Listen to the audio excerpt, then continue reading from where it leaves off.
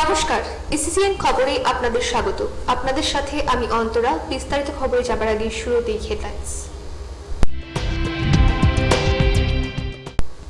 বিধানসভার উপনির্বাচনে দিনহাটা কেন্দ্রে বিজেপি দলের প্রার্থী হিসেবে মনোনয়নপত্র জমা দিল প্রাক্তন বিধায়ক অশোক মণ্ডল।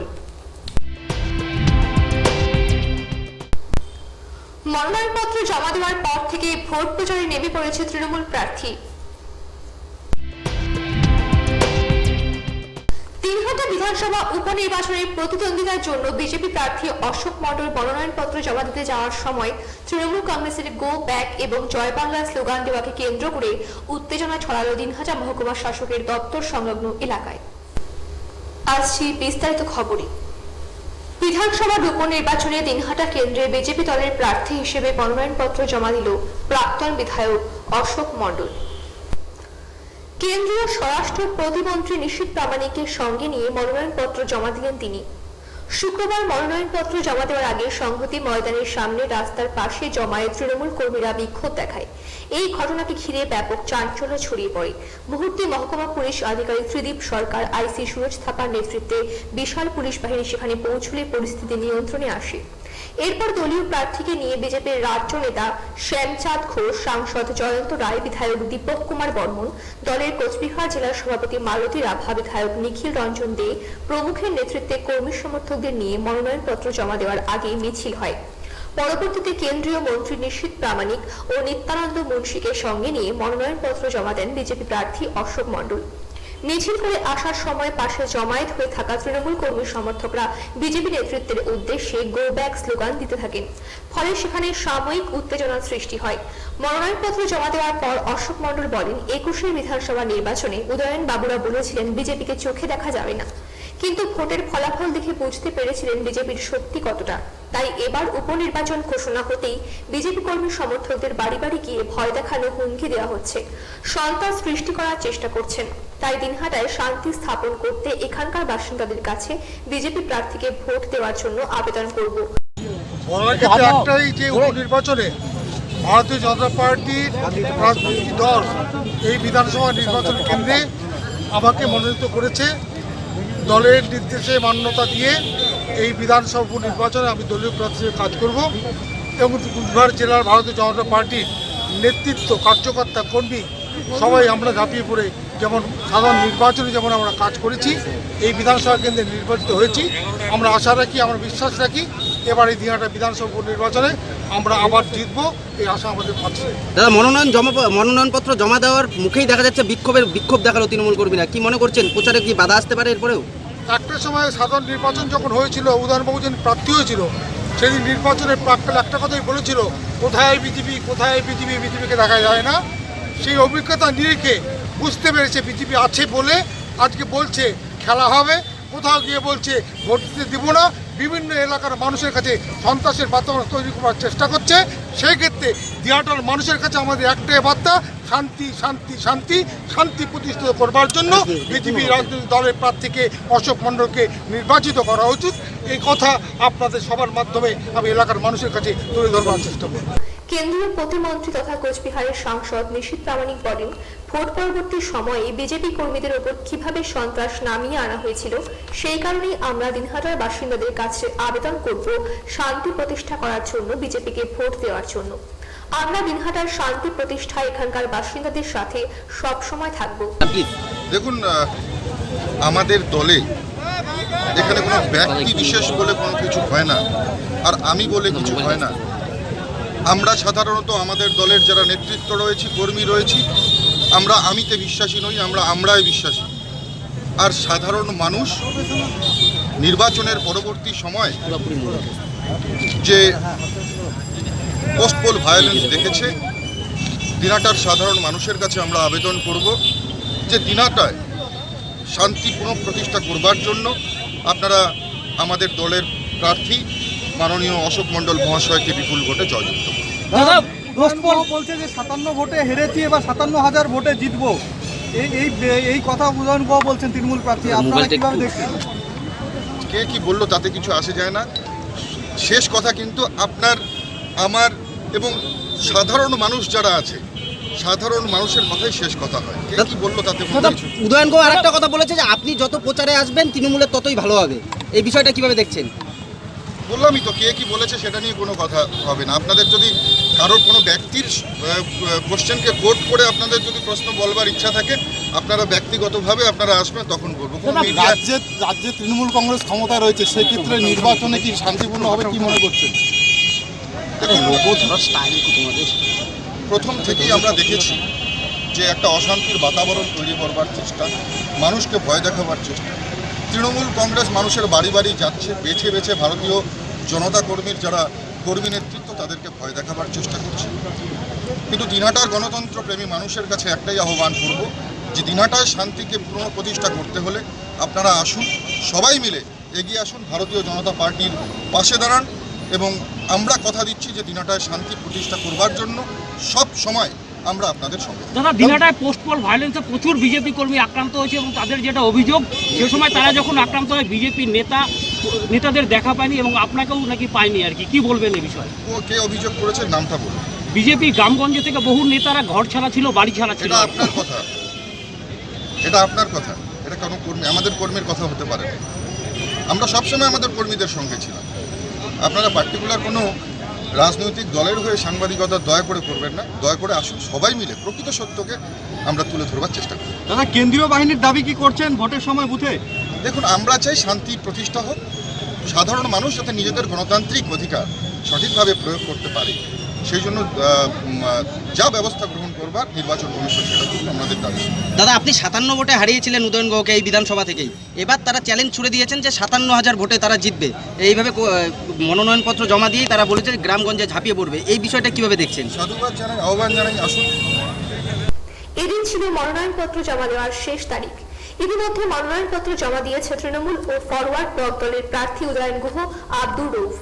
আগামী 30শে অক্টোবর ভোট গ্রহণ হবে, 2রা নভেম্বর ভোট গণনা।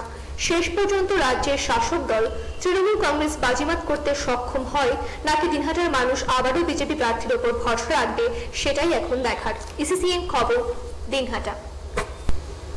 মনোনয়নপত্র জমা দেওয়ার পর থেকেই ভোট প্রচারে নেমে পড়েছে তৃণমূল প্রার্থী। পাশাপাশি প্রচার শুরু করেছে বাম এবং বিজেপি প্রার্থীরাও। তৃণমূল প্রার্থীর সমর্থনে দিনহাটার কিসামত 10 গ্রামে তৃণমূলের কর্মী সভা হলো। শুক্রবার বিকেলে দিনহাটা 2 ব্লকের কিসামত 10 গ্রাম অঞ্চলে স্থানীয় প্রাথমিক স্কুলে এই কর্মী সভায় উপস্থিত ছিলেন উদয়ন গুহ সহ স্থানীয় নেতৃত্ব। সভায় বক্তব্য রাখতে গিয়ে রাজ্য সরকারের নানা উন্নয়নের কথা তুলে ধরেন তৃণমূল প্রার্থী। তিনি বলেন, রাজ্যের মুখ্যমন্ত্রী মমতা বন্দ্যোপাধ্যায় নানাভাবে উন্নয়নের পাশাপাশি বাড়ির মহিলাদের জন্য চালু করেছে লক্ষ্মীর ভান্ডার প্রকল্প। এই প্রকল্পে গোটা রাজ্যের 25 থেকে 60 বছর পর্যন্ত এই প্রকল্পের সুবিধা পাবে। অধিক ভোট দিবে সেটা কি সহ্য করা যাবে? হ্যাঁ কেন রবি, গতবার তো পদ্ম ফুলে ভোট দিয়েছি, সেইবার জন্য একেবারে কোনো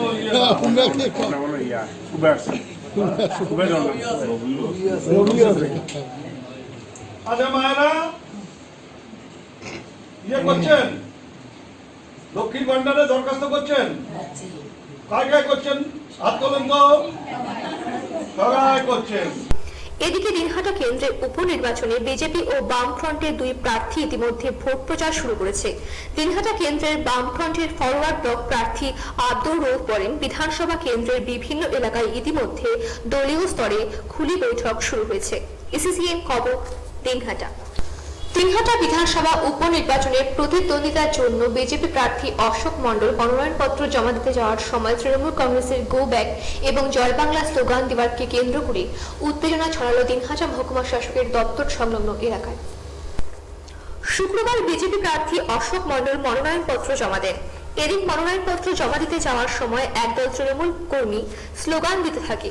বিজেপি ও তৃণমূল উভয় দল স্লোগান দিতে থাকলে প্রচন্ড উত্তেজনা সৃষ্টি হয়। পরে পুলিশের হস্তক্ষেপে পরিস্থিতি নিয়ন্ত্রণে আসে। ঘটনার বিবরণে জানা গিয়েছে, এদিন মনোনয়নপত্র জমা দেওয়ার দিন মহকুমা শাসকের দপ্তর সংলগ্ন নৃপেন্দ্র নারায়ণ স্মৃতি পাঠাগারে এক সভার ডাক দেয় তৃণমূল ছাত্র পরিষদ।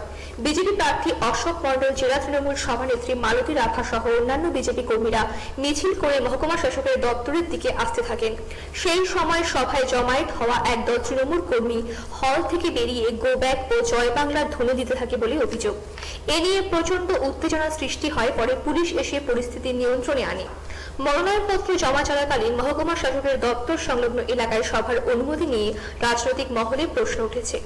এ বিষয়ে বিজেপির জেলা সভানেত্রী বিধায়ক মালতী রাভা বলেন, বিজেপির মনোনয়নপত্র জমা দেওয়ার দিন তৃণমূল যে কাণ্ড ঘটালো এটা কিছুতেই মেনে নেওয়া যায় না। ভোটে হেরে যাবে সেই ভয়ে এই জয় বাংলা স্লোগান দিয়ে অশান্তি বাঁধানোর চেষ্টা করছে তৃণমূল কংগ্রেস। কারা বিক্ষোভ দেখালো, কি বলবেন? কারা বিক্ষোভ দেখালো আপনারা দেখেননি? তারা তৃণমূলের পতাকা নিয়ে জয় বাংলা বলছে। দিদি বলছেন বাংলায় গণতন্ত্র আছে, গণতন্ত্রের নমুনা দেখেছেন? একদম এসডিও অফিস 10 হাত দূরে তারা জয় বাংলা বলছে। আমাদের প্রার্থী মাননীয় অশোক মণ্ডল মহাশয়, উনি আজকে নমিনেশন পেপার জমা দেবেন। আমরা যারা কার্যকর্তারা আছি তাদেরকে এবং ওনাকে নিয়ে আমরা এসডিও অফিসে যাচ্ছি, তার নমিনেশন পত্র আমরা জমা দেব। আপনারা নিজেরাই দেখেছেন যে ওদূরে কতগুলো ছেলে, এইটা একটা সন্ত্রাসের নমুনা। তারা বলছে যে সন্ত্রাস দিনহাটায় মানুষকে ভোট দিতে দেবে না। তার জন্য আপনারা আজকে দেখলেন আমরা সুষ্ঠুভাবে এবং এসডিও অফিসে সব আজকে মনোনয়নপত্রের শেষ তারিখ, আমরা মনোনয়নপত্র জমা দিতে যাচ্ছি, ওরা আমাদের বাধা দিয়েছে। এইটা কি গণতন্ত্র? বাংলায় গণতন্ত্র আছে? বাংলায় আইন শৃঙ্খলা আছে? আমরা এই উপনির্বাচনে উদয়ন গুহের নেতৃত্বে যে এসব হচ্ছে আপনারা দেখেছেন। তাই এই দিনহাটার মানুষ এই নির্বাচনে আমাদের বিশিষ্ট সমাজসেবী অশোক মণ্ডলকে বিপুল ভোটে জিতে এই সন্ত্রাসের বিরুদ্ধে দিনহাটায় শান্তি স্থাপনের জন্য অশোক মণ্ডলকে বিপুল ভোটে ভোট দিয়ে যেমন জয়যুক্ত করবেন, তেমনি এই যে সন্ত্রাসবাদী, এই যে জয় বাংলা যারা বলেছে তাদেরকে এই দিনহাটা থেকে ঝেঁটিয়ে বিদায় করব। আমরা ওই 30 তারিখ মানুষ সেদিন দেখিয়ে দিবে যে বিজেপিকে পদ্মফুল চিহ্নে ভোট দিয়ে জয়যুক্ত করবে। দিনহাটায় এই মুহূর্তে প্রচুর কর্মী আছে। আজকে কোভিড বিধি মেনে এখানে আসা হয়েছে, সেই কারণেই আমরা কর্মীদের খবর দেইনি, এখানে কর্মীদের সংগঠিত করা হয়নি। আমরা কয়েকজন নেতৃস্থানীয় ব্যক্তি মাত্র এখানে এসছে, দিদির নেতৃত্বে, আমাদের অভিজিৎদার নেতৃত্বে আমরা এসছি ওনার মনোনয়নপত্র জমা দেওয়ার জন্য। কোনো কর্মী আমাদের ডাকা হয়নি আজকে, এটাই স্বাভাবিক। আমরা আইন শৃঙ্খলা মানছি এবং কোভিড বিধিও মানছি, কিন্তু যেভাবে এখানে সন্ত্রাসের পরিবেশ সৃষ্টি করা হচ্ছে তাতে এখানে যদি বড় কিছু ঘটে তার দায় কিন্তু উদয়ন গুহকেই নিতে হবে এবং এই পুলিশ প্রশাসনকেই নিতে হবে। প্রচারে কতটা বাধা হবে মনে হয় আজকে নমিনেশনে এই অবস্থা শহরের মধ্যে? প্রচারে সম্পূর্ণতই বাধা দেওয়ার চেষ্টা করবে, কোনো বাধাই বাধা নয় আমাদের কাছে। ভারতীয় জনতা পার্টি সেই সমস্ত বাধাকে কি করে দূরে সরিয়ে দিতে হয় সে ব্যাপারটা তারা জানে। কিন্তু এত সত্ত্বেও আমরা অনুরোধ করব নির্বাচন কমিশনকে যে আপনারা সুষ্ঠু পরিবেশ বজায় রাখার জন্য যা যা করা প্রয়োজন তাই করুন, সাধারণ মানুষ তাদের ভোটাধিকার প্রয়োগ করুন। যদিও তৃণমূল ছাত্র পরিষদের জেলা সভাপতি অনির্বাণ সরকার বলেন, নৃপেন্দ্র নারায়ণ স্মৃতি পাঠাগারে তৃণমূল ছাত্র পরিষদের একটি সভা ছিল। জয় বাংলা স্লোগান শুনলেই যদি বিজেপির নেতাদের গাত্রদাহ হয় তাতে আমাদের কিছু করার নেই। আমাদের পূর্ব নির্ধারিত একটা কর্মসূচি ছিল নৃপেন্দ্র নারায়ণ পাঠাগারে, সেখানে আমাদের কর্মসূচি চলছিল এবং সেখানে আমরা আমাদের যেটা কর্মসূচি সেই কর্মসূচি করেছিলাম। বিজেপি যেটা বলছে সেটা টোটালি হচ্ছে ভিত্তিহীন। এবং একটা কথা বলি, যারা বাংলা ভাগের চক্রান্ত করে তারা হয়তো জয় বাংলা কথাটা শুনতে পারে না।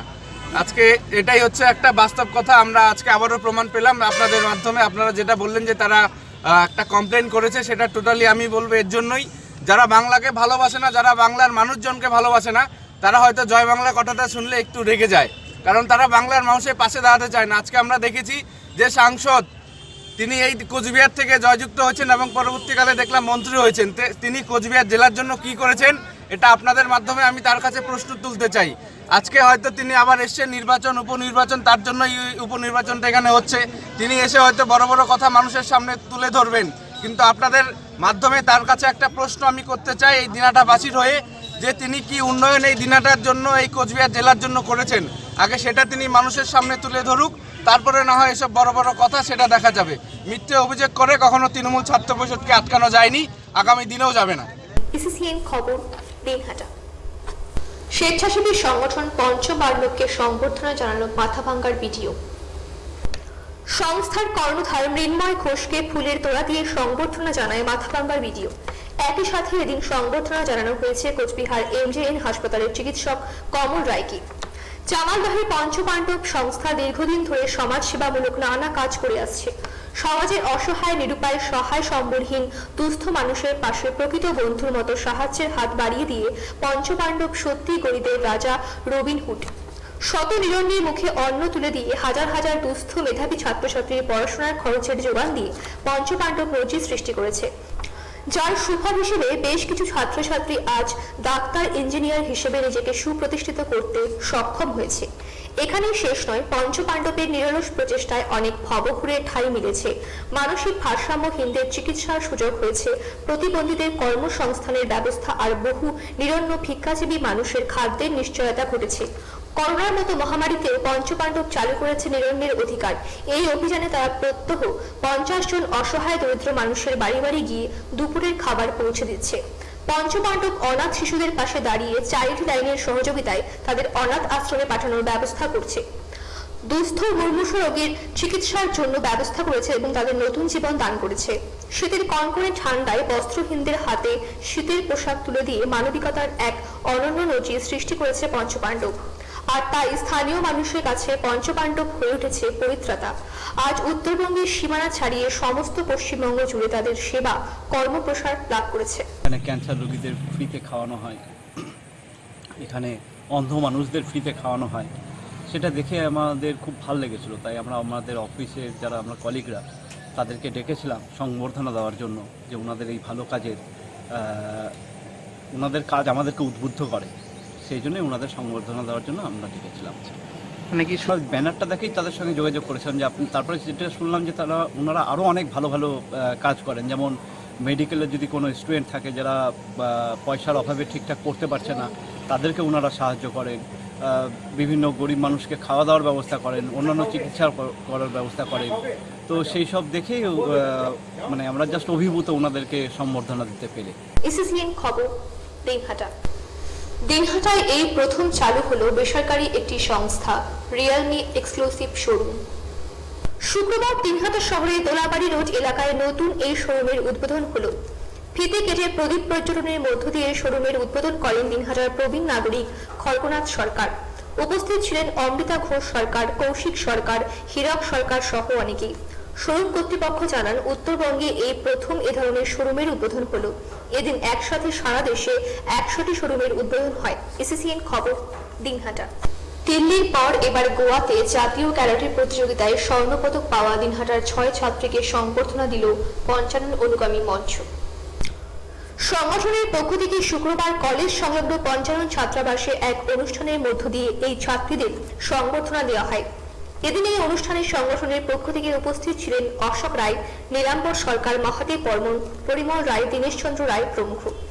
জাতীয় ক্যারাটে প্রতিযোগিতা এরা সকলেই বাংলা দলের হয়ে প্রতিনিধিত্ব করে। গোয়ায় 3 দিন ব্যাপী এই প্রতিযোগিতা শেষ হয় 4 অক্টোবর। প্রতিযোগিতা ক্যারাটে ও কাঁথা বিভাগে দেশের অন্যান্য রাজ্যের প্রতিযোগীদের পেছনে ফেলে স্বর্ণপদক পায় বলে পঞ্চানন অনুগামী মঞ্চের অশোক রায় জানান। সংগঠনের পক্ষ থেকে এই ছাত্রীদের ভবিষ্যতে সব ধরনের সহযোগিতার আশ্বাস দেওয়া হয়।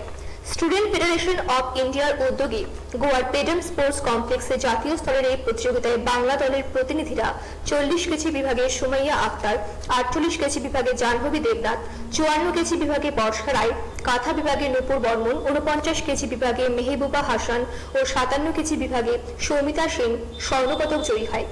এই প্রতিযোগিতায় দলের কোচ হিসেবে ছিলেন লতিকা রায় সরকার এবং ম্যানেজার হলেন বিক্রমাদিত্য বর্মন। SCCN খবর, দিনহাটা। SCCN খবর এখনকার মতন এ পর্যন্তই। আপনারা দেখতে থাকুন SCCN খবর, সবার মাঝে সবার সাথে।